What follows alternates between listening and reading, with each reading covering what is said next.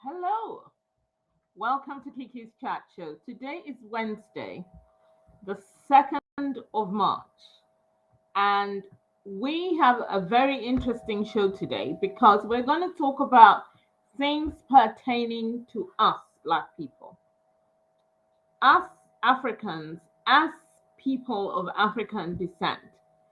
And, it's going to be quite intense. And I can tell you something. One thing I have in my mind to tell you is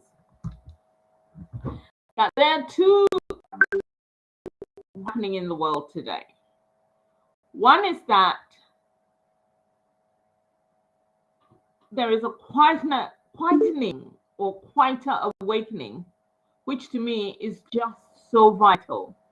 And it's the African continent waking up. We are more than what they state we are. And we're more than just being a colonized people.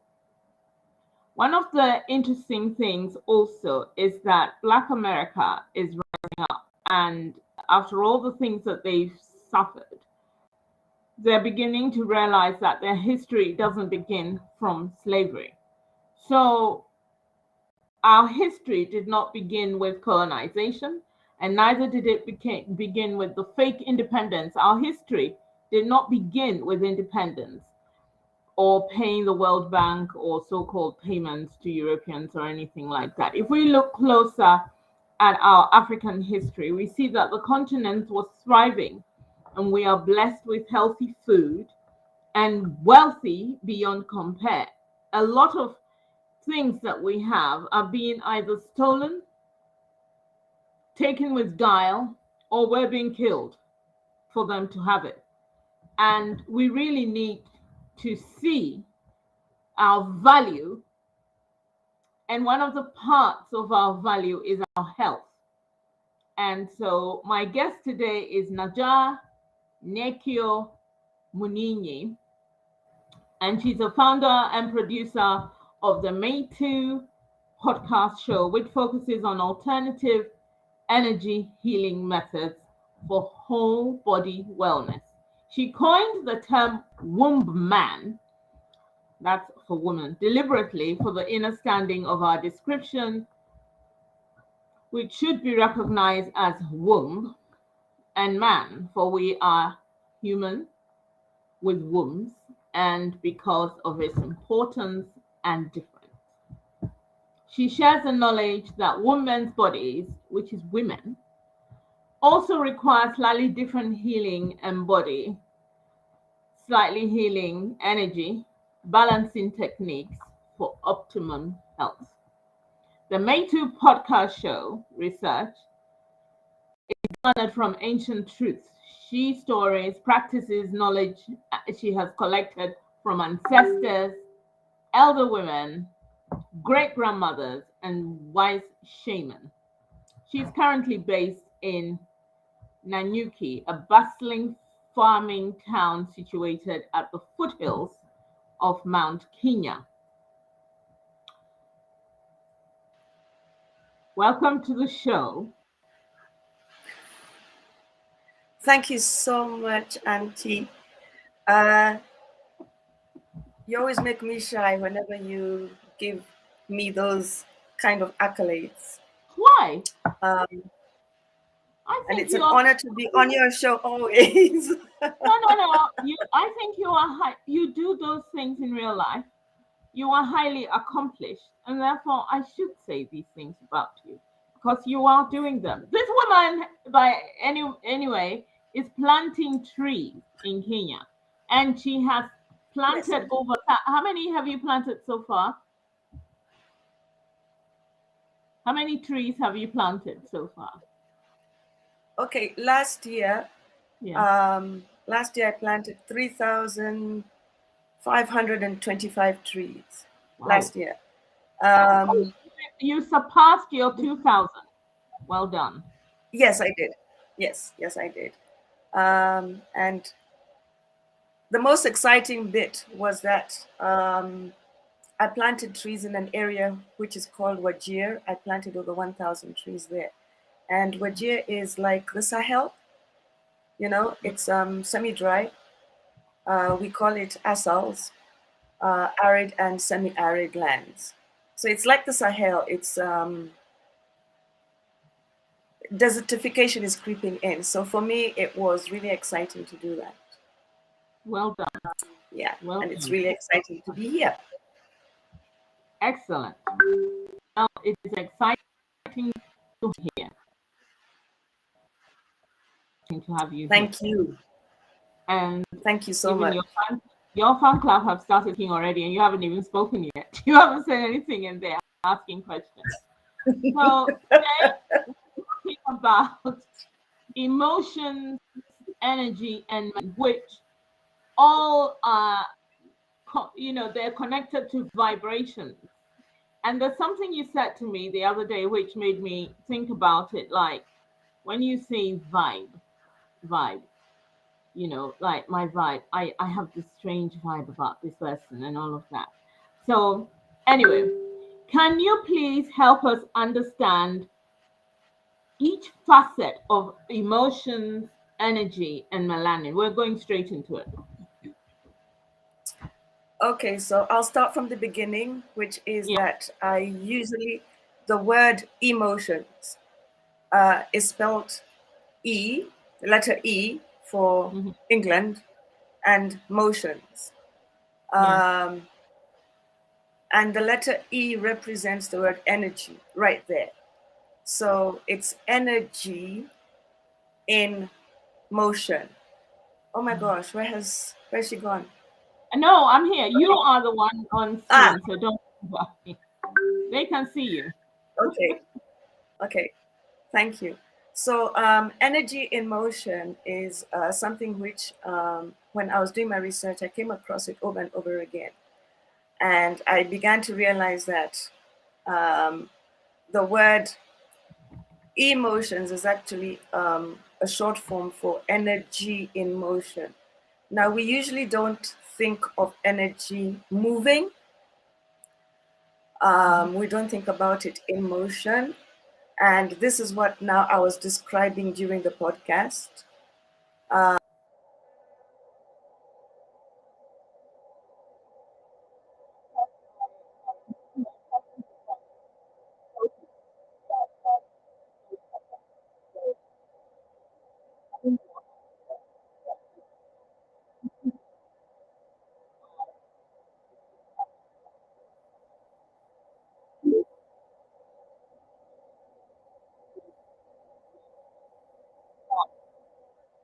She's back. She's back. Or not? You're back. You're back. Okay, I'm back. Yeah. I don't know what happened. Sorry about that. I usually have very good internet. It's fine. These are things, tech is not, people can't put 100% trust in tech because tech will disappoint you if your trust. But if you believe that as you go along, things will happen, that's fine. It's like life. So let's press on. So you started with emotion. Yes. So the description of motion, what is motion? I usually say this. Think of the heartbeat chart on an ECG. Yeah. While the chart moves forward, it also moves up and down, or to and fro the center line. So this motion, the ability to move forward as well as up and down, that is motion. So motion is a 3D kind of movement in 3 different directions, forwards, up and down.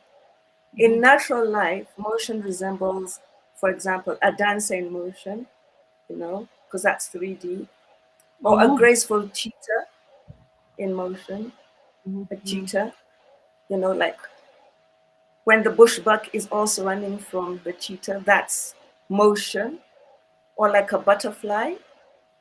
And this is energy in motion.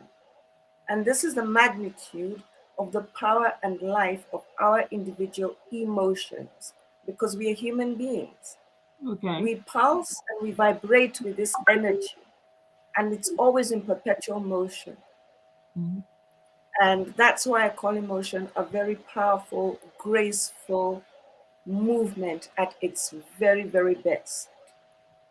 And I find it very, very powerful. And this which is energy in motion. So energy in motion is the human feeling, which is in movement. It's a kind of a movement, but it's a feeling, is it or not? Emotion. Yes, what we were taught in school. Is we're taught like the tip of the iceberg, because we always hear this thing that the iceberg, what we see at the top, is just the tip of it. The iceberg is actually bigger at the bottom. So this representation, when we call emotions sadness or happiness, or when we call an emotion love, that is just the top of the iceberg. That's the top part. But we don't understand that, and this is what I'm trying to teach now, that these emotions are very powerful and they move. For example, let's talk about something like sadness. Yeah. If you walk into a room,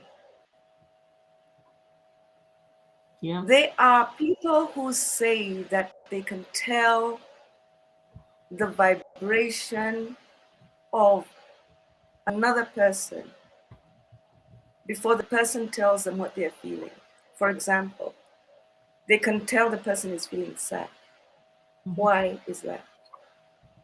This is because the motion, the energy moves, and it is receptive to the other person.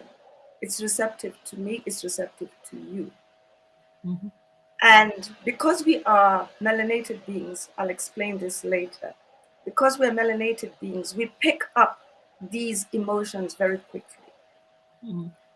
And what we call these motions in movement, we call them vibrations.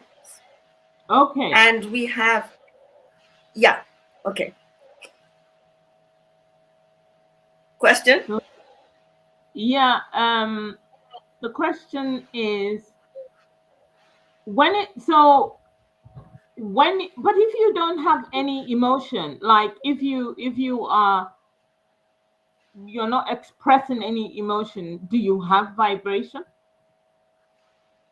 Yes, everybody has vibration. Like I said, we are energy beings. We are always, it is registered on the ECG. Registered on the ECG. The fact that we are alive means that we are pulsing with emotion. And it's not just our hearts, it's everything in our body, our eyes, our noses, our mouths, our brain, okay, our livers, every single thing in your body is pulsing with that emotion, that energy in motion. Okay. And this is why I'm saying that this is very deep. So that motion, that energy in motion, is what is known as a vibration. So we all vibrate. Now, if you don't vibrate, it means that the ECG chart is flat. And what does As long as flat you're mean? dead, What does flatline mean? you're dead. Yeah. So we all have vibrations. We all have vibrations. Okay, so we've done emotions. We've kind of touched on energy because energy is also vibration. It's how much of or how little of, but it's all in our bodies. So what about melanin? Because it's emotion, energy, melanin. What is melanin? Okay, melanin is what we call Mhm. the color of our skin. Oh, Or melanin, and in particular eumelanin, because they're different two. types of melanin. Okay. Okay, so eumelanin is the one that we hold as black and brown people. And we've been told over and over again, and this is scientific fact. Well, we haven't been told actually, but the scientists know it, and they've been teaching this. And melanin is electrically charged. Mhm. And today they're using melanin in computer chips. So, not surprisingly, the darker or more melanin that one has, the more Mhm. powerful the electric charge or the ability to generate or transform light energy. Now, light energy is energy which we get from three sources: the sun, the moon, and the stars. Those are natural light energy. So, the darker or more melanin that a person has, the more powerful the electrical charge or the ability to generate or transform light energy. Now, what happens is that melanin is able to absorb energy, light energy, right? Mhm. And transform the light energy into two energies: chemical, one, and kinetic, two. And this is why you find, for example, kinetic energy is like movement energy. You know, like when we have very fast runners. That's Mhm. an example of kinetic movement energy. So Mhm. our melanated runners, man, we've proven it over and over again during the Olympics and in other places that we run faster, we run harder, and we are able to do athletics better and with more energy. True or not true? This is true. So this is It's a form of kinetic energy. okay. And we are able to transform, and it is because of our skin color, the melanin, that we are able to transform this energy and then reuse it so fast. Does Wow. that make sense? It does. It does. Okay. One of the things that I've been talking about lately is mental health. So we've been discussing mental health. I had a show a few weeks ago about mental health and about how our mental health in Africa is not really addressed. And if somebody is depressed or stressed or, they just, I think, especially in America where they say the strong black woman. So a woman is strong. She can take any nonsense. She doesn't need painkiller when she's ill and that sort of thing. But I think all of that is a negative because it undermines the woman and her feelings and her thoughts and the fact that she's like a machine. And so I think people's mental health should be addressed. Now, you talk about 5 mental health steps, and I'd like you to share it with us about the 5 mental health steps. Okay. Where did I share that so I can go back to it? You shared something on one of your WhatsApps to me about mental health steps. I'm looking for it now.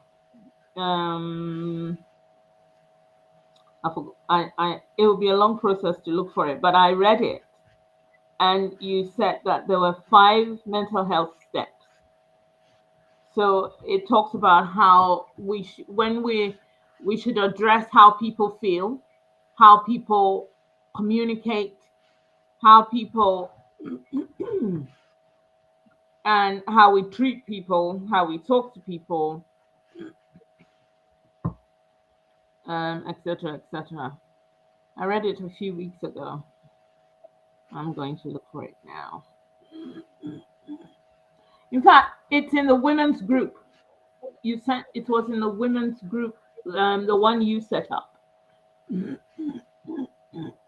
But we can move on. We can move on. Otherwise, people will get disinterested and start going elsewhere. We can talk about. My other question is, would it be fair to think that we're constantly being disturbed or held back by outside Western medicine, which does not cure us? And if that is the case, are there other methods for curing us? And you said something about the herbs which cure us, and you can see that I did my homework very seriously because I read everything that you said. Yes, you did. Yes, you did. Clearly, I didn't do my homework. I am so sorry about that, Auntie. Forgive me. No, it's fine. Yeah. So, yes, about herbs, yes. Like I said before, we have different bodies, and not in our different bodies, we have different chemical makeup, and most of our makeup is alkaline.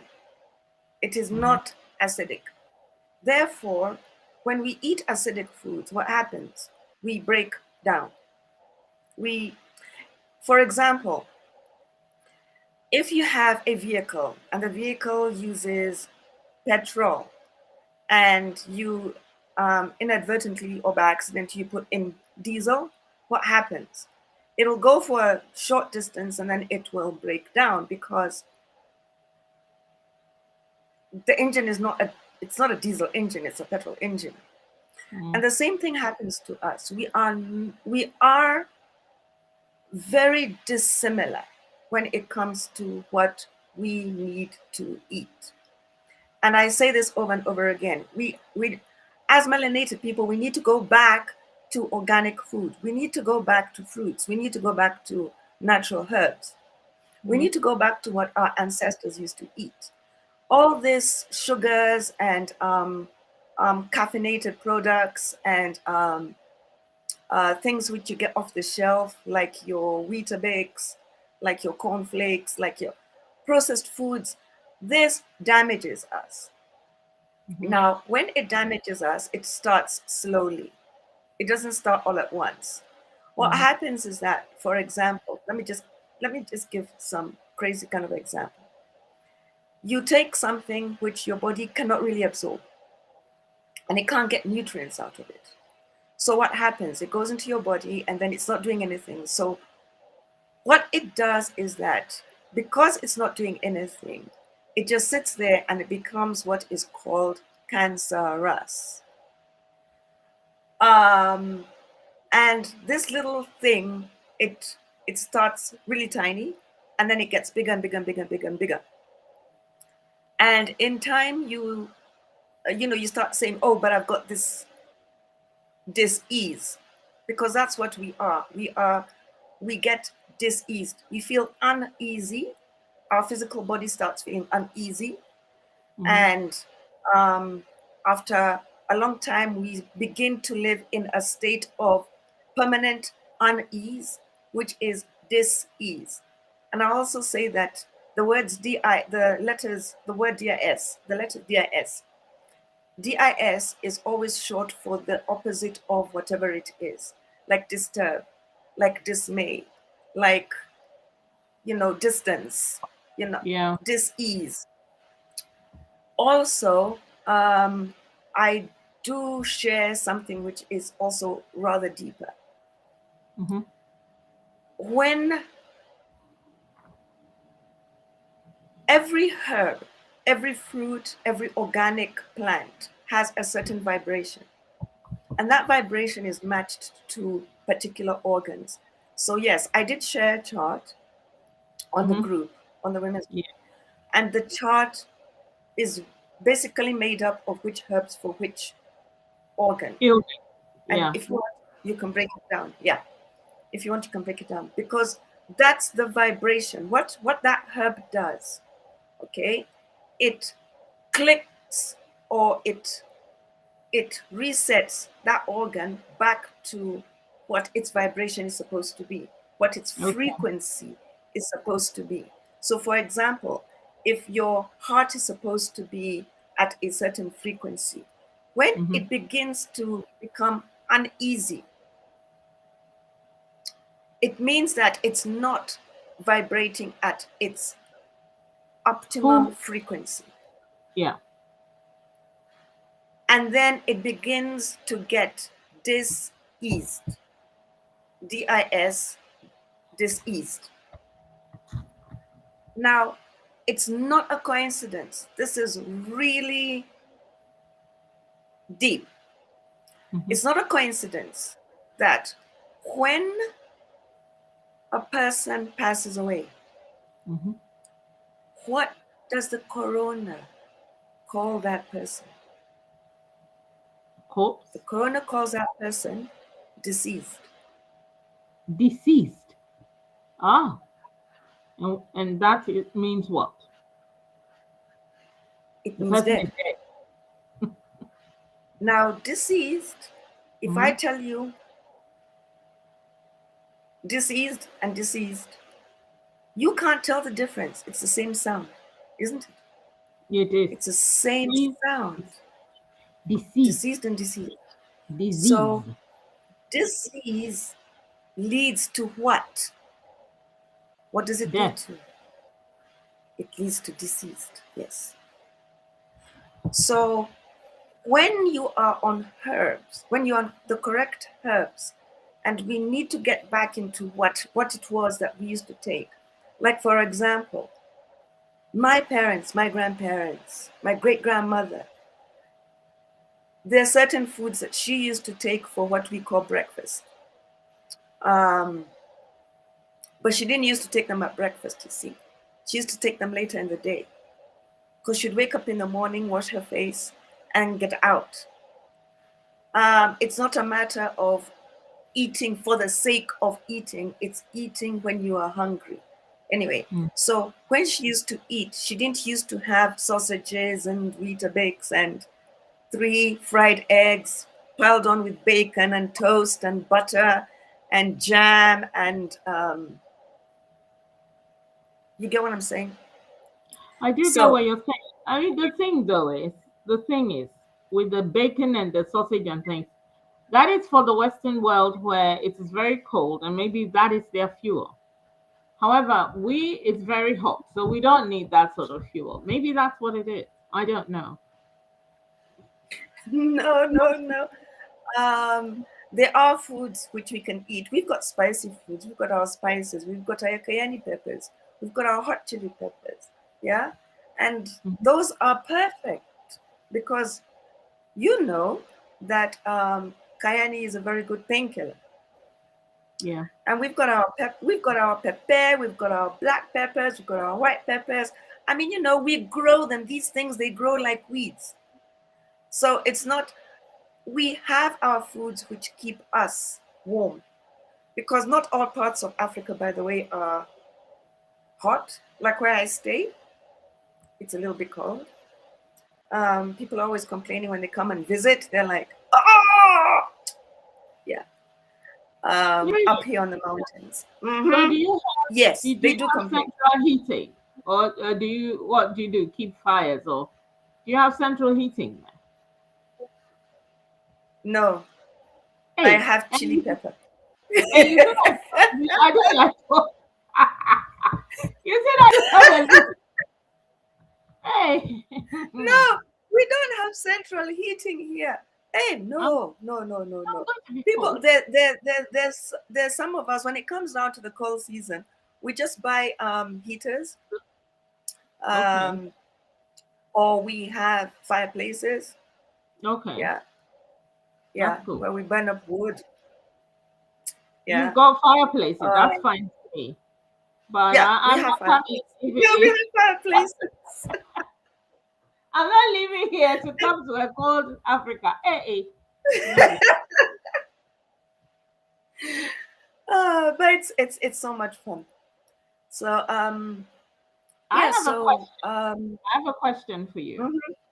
The question is, while we're talking about herbs and spices, and spices are okay because they are in food, and so you can have, blah blah. However, with herbs, we don't measure. For example, I also have a grandmother, a great grandmother. I even met my great grandmother, and I know a lot of old women of my youth. When I was young, they were really old, and they used to boil a little bit of this and drink it, and they're fine. Some of them lived over 100, and in my family. But now we haven't done that for a long time. We have been taking the paracetamols and all of these other things, and we are now teaching ourselves or weaning us back to the herbs. And it's all there. It's everywhere. The YouTube, it's on the internet, social media, etc.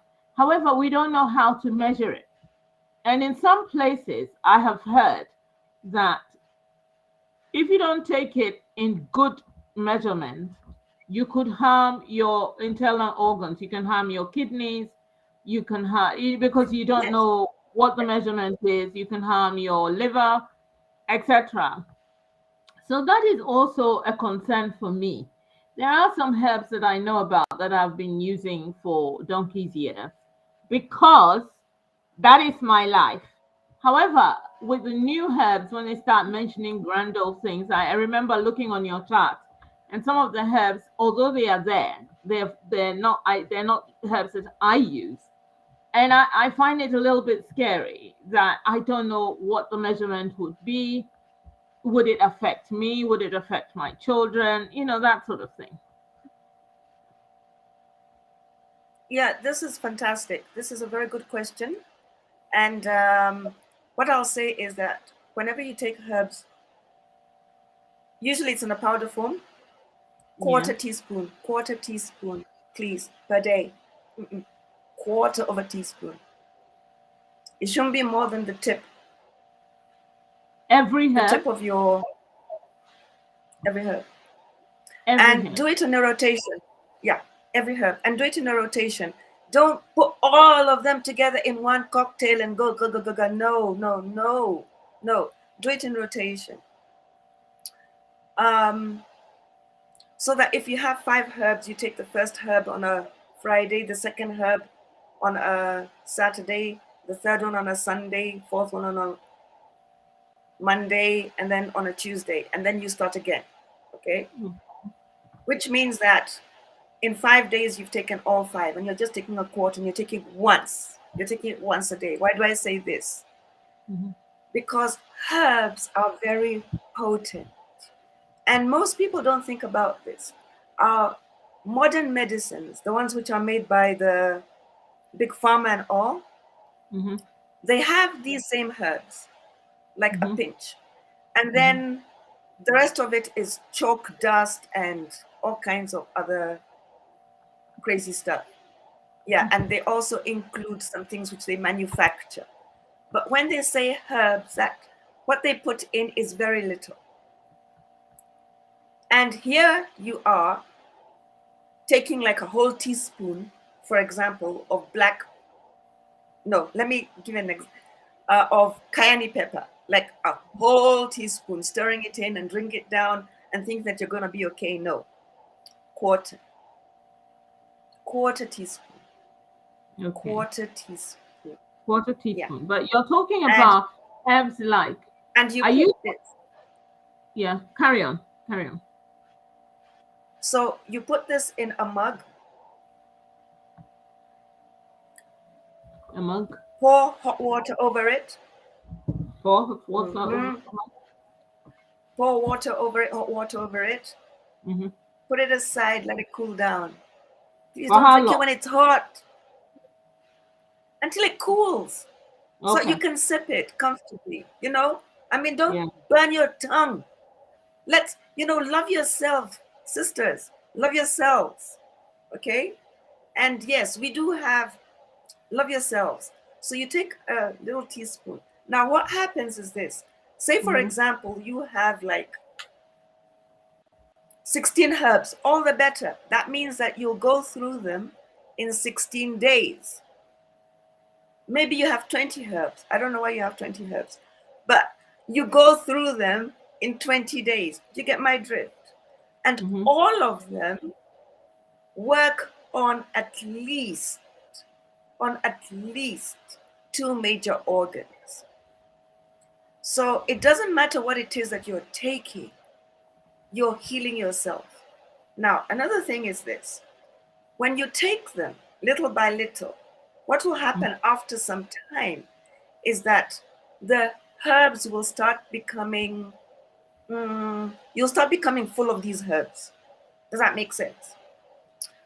So when you start with just a bit, and maybe you don't feel like it's making a difference, but after about a month, I mean, look at me.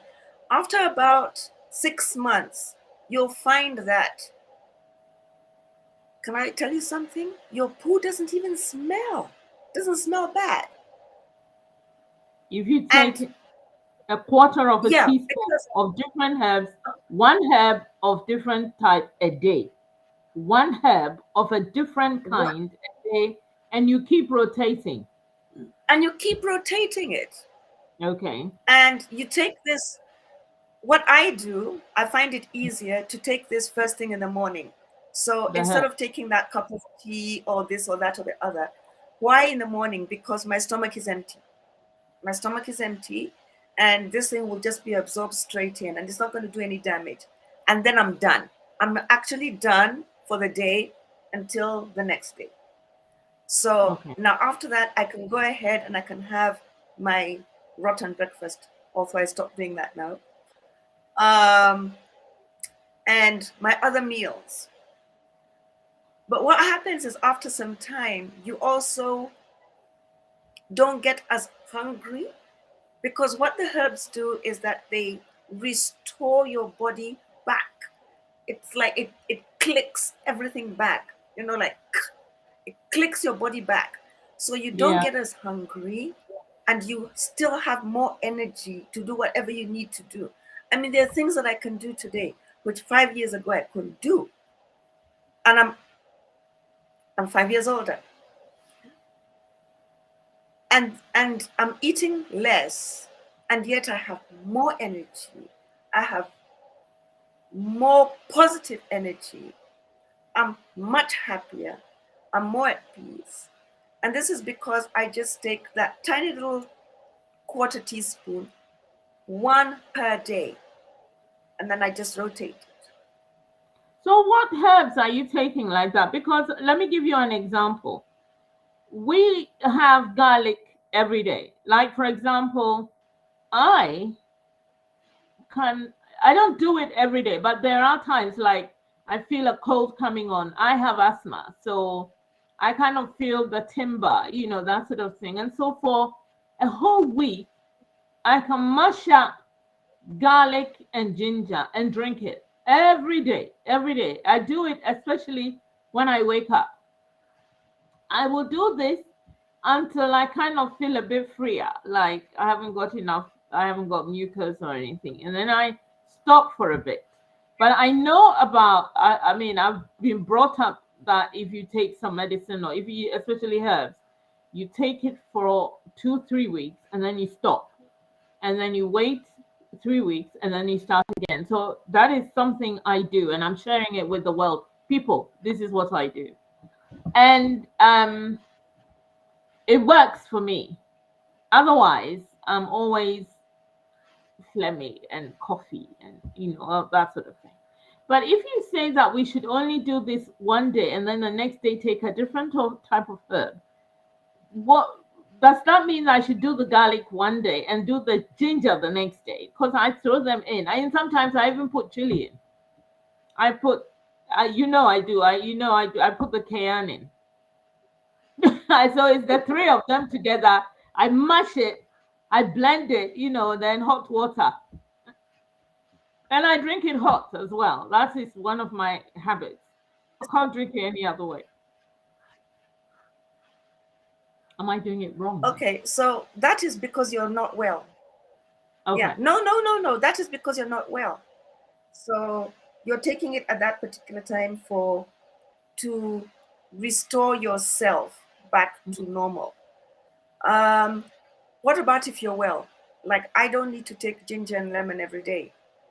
So I'll take, and I'm seeing the question. So I'm going to answer this all together.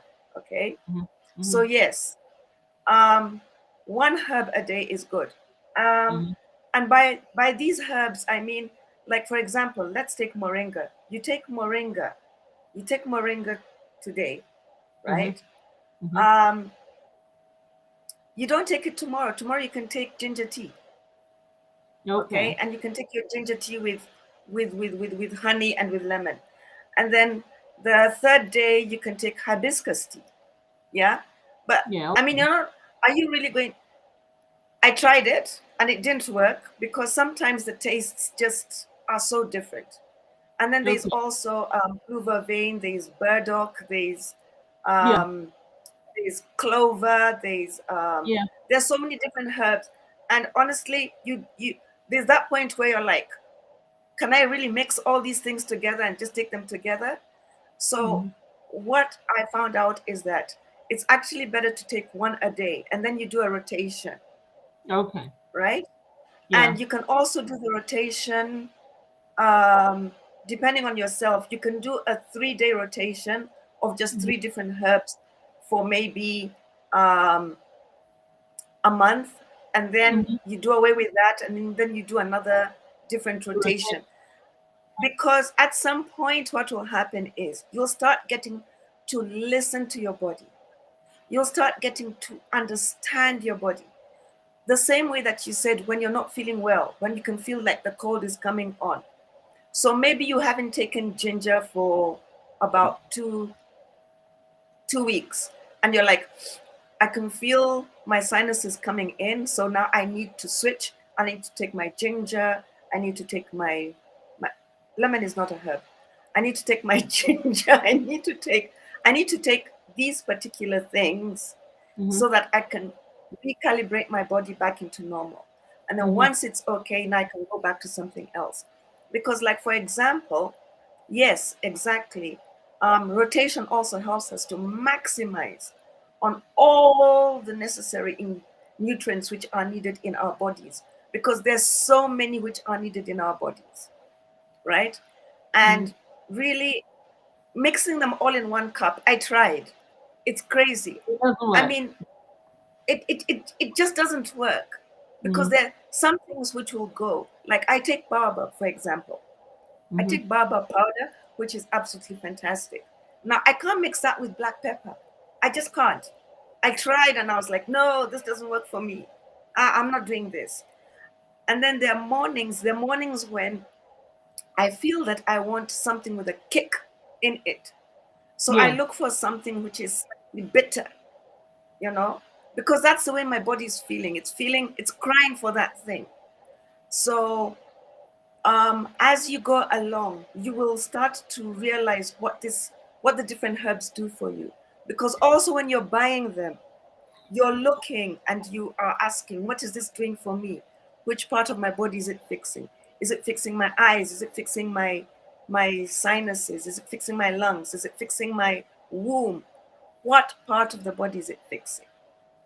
So that's why I recommend using just that little teaspoon, that little quarter teaspoon in your mug. Yeah. I have the chart, so I'm going to send it to all the people who are listening here today. Okay. Yeah, I'm going to put it up somehow so that people see it, or I'll even put it in the inside of this show at the end of it later on. But I think the herbal, I have so many questions to ask, but can you believe that our time is up? Our time is nearly up, but I have to ask you something. Yeah.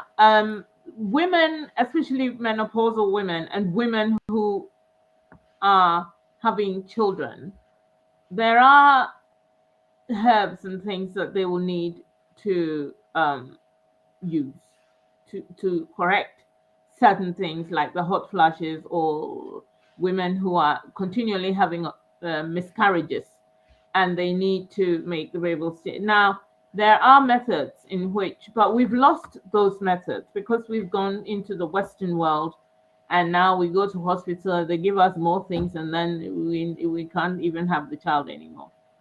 So how do we, and who do we see when we need this advice? Because I saw that you have chats with shamans and um, um, Elda Wombmen and wise shamans and great grandmothers and ancestors and all of that.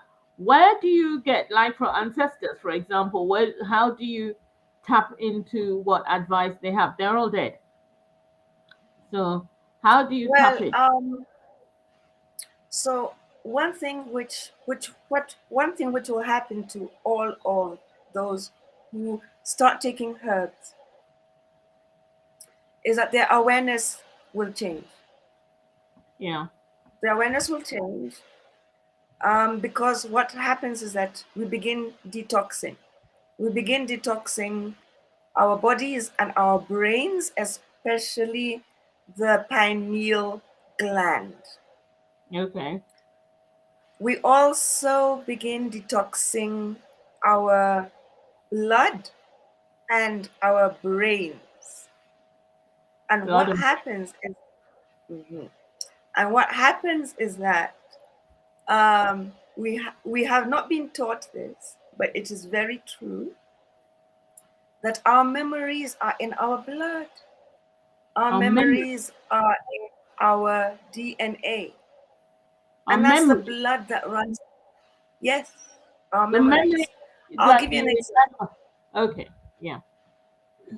Yes, memories are in the blood. This is what they call talent. It's a memory. When they say, oh, you've gotten your talent from your mom, you've gotten your talent from your dad, or you've got your talent from your great grandfather, you've gotten your talent from your great grandmother, it's memory because you memorize. This is blood, this is DNA. Okay? And what is DNA? DNA is a code.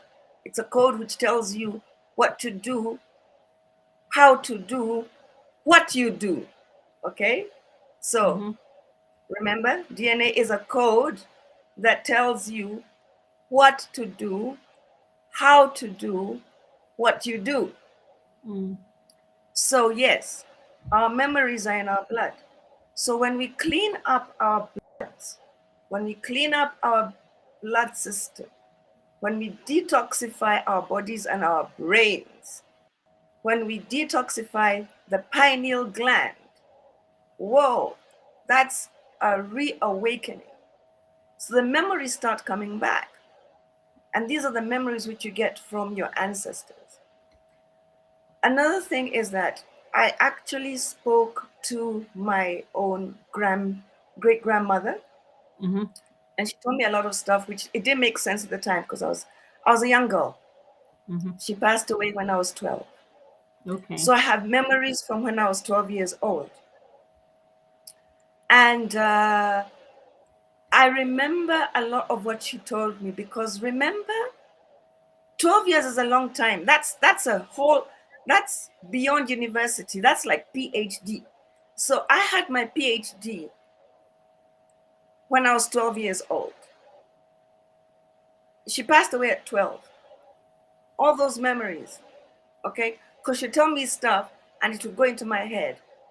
And now when I'm older is when it's coming back to me. That's 2. 3, I do travel. I travel all over this country and I look for the older people. And when I find the older people, I sit at their feet and I listen to them. Okay. I listen to them. And they have a lot of knowledge. What I also ask is that for you as a woman, Mm-hmm. look for an older woman and listen to them. a lot of the time, they might seem to be talking a lot of nonsense, but they're not talking nonsense. They're actually talking sense. Yeah. And we try to argue with them and tell them about what we know, which is Western stuff. Yeah. But if we remove everything and just sit and listen to them, they will make so much sense. So those things, when you start detoxifying, when you sit and listen, you will get a lot of ancient wisdom, And you'll also begin remembering. And another thing is that you'll have conversations where you will not write anything down. Because what will happen is that your melanin will take in and store every single word that you hear. And to store it. Yes. So you won't have to write it down anymore. It will go straight where it's supposed to go. And that's another way. Now, the words, I just want to say the last thing. The word remember is made out of two. R-E, and member. When we remember, it is, we used to be members. We used to talk. We used to sit down and talk. It was in the talking like this, okay? Where women would talk. Yes, exactly. And then we'd remember. And then when you remember, you waken up things and you're like, what? Okay, so you wake up another thing and you're like, what? And all these, you have all these, what are they called again? You have all these bulbs going off in your head. And you're like, what? And then you're like, I have to listen to that show again, or I have to go through that again. Yeah, because this comes from remembering, getting together again, all of us, and just talking about all these things. So that also builds us, and it rekindles our memories. Okay, I'm done. Well, thank you very much. Well, our time is up. We've had, we really should, this show is a 45-minute show because it goes on television. And the television people need to put adverts in between to make it an hour. And yet, I always am over, so they cut bits. But, you know, when you vanished is the bit they will cut with this one, which will make it 45. That's why I let us go to 50. And now we're at 52. So, you know, I mean, I want to thank you so much for coming on and sharing all of this with us. I think it's very important because I'm into herbs, and a lot of us are into herbs now. And a lot of us, the whole thing about, and I said that before you arrived, but we are finding our way back to our own methods because as time is going on, and I'll tell you the interesting thing, coronavirus made Africans start to rely on certain herbs that we had never even thought about. And it was, you know, and we started boiling the herbs, drinking it, giving it to our children. The interesting thing is even our children, who some of them in the diaspora were not interested, would drink it, which meant that they understood their assignment. Yes. So this is something which we will all have to be doing. We all have to start to learn about our own ways and how we preserve. I think there was a time when our ancestors lived beyond 100. Right now, we hit 60 and we're scared. You know, so thank you very much for coming on. I think you should come back on again, and we'll just carry on from where we left off so that we can pack in more information and all of that. Thank you, listeners. As you know, I'm ever so grateful that you do come on and, you know, listen, the few of you. And it's very strange because one of the positive things about this show is it starts this way. A few, maybe 20, 30 people maybe live on there. The next morning I wake up, 100 people have watched it. So somehow it's doing its thing. So we just have to keep sharing and slowly, you know, and people should subscribe because that's what the whole thing is about. Thank you so much, NAJAR. I'm always grateful. I love the fact that you and I are in the same group. and we educate each other. And it's good that we can share the education with the world. Thank you. Thank you so much, Auntie. It's a pleasure. Someone said you need to come back. You do need to come back.